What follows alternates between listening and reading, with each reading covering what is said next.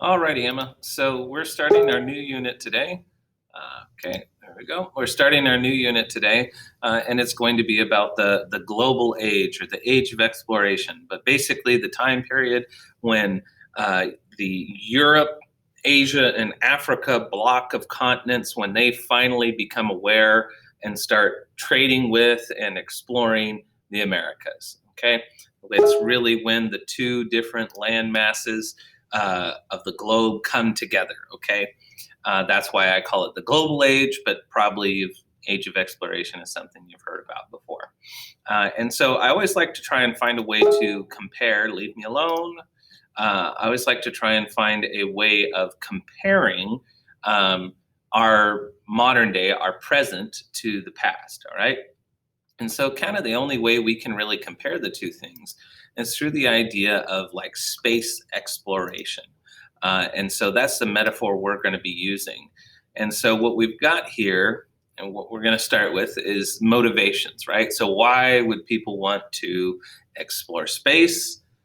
Why would they want to explore the new world? The motivations are probably the same either way.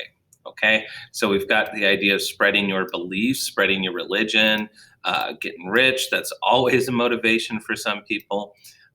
No valid reasons down here. And then the American way of life, to spread the American way of life.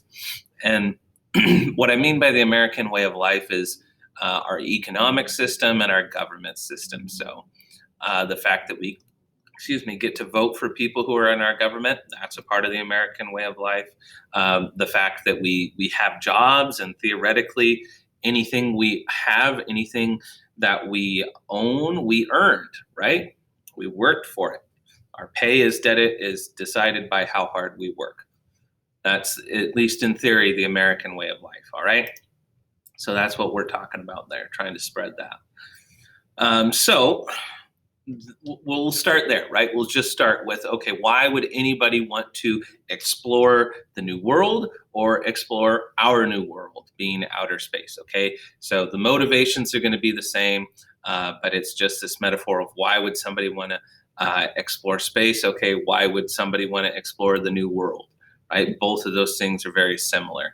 It just depends on what time period you're living in. So that's that's that assignment right there. And then we've got this guy here. What happened when the two different worlds came in contact with each other?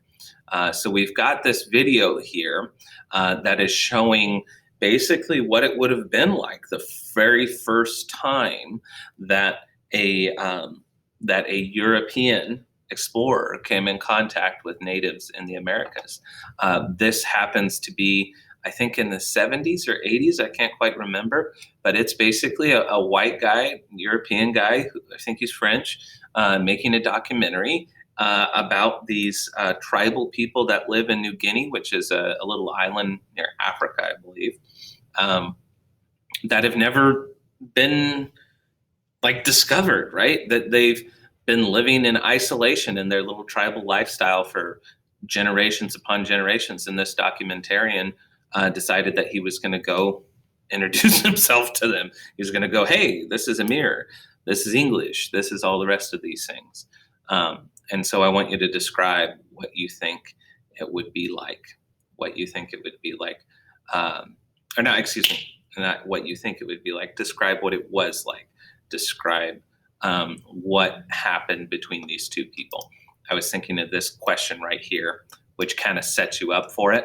What do you think it would be like? You know, what do you think is going to happen when two very different worlds meet for the first time? Okay, that's our transition from thinking about the motivations for why somebody would want to explore a new world, thinking what is going to happen when they do so, and then seeing what actually does happen. Okay, should have led with that, but that's the basic process that we're doing. All right, there you go.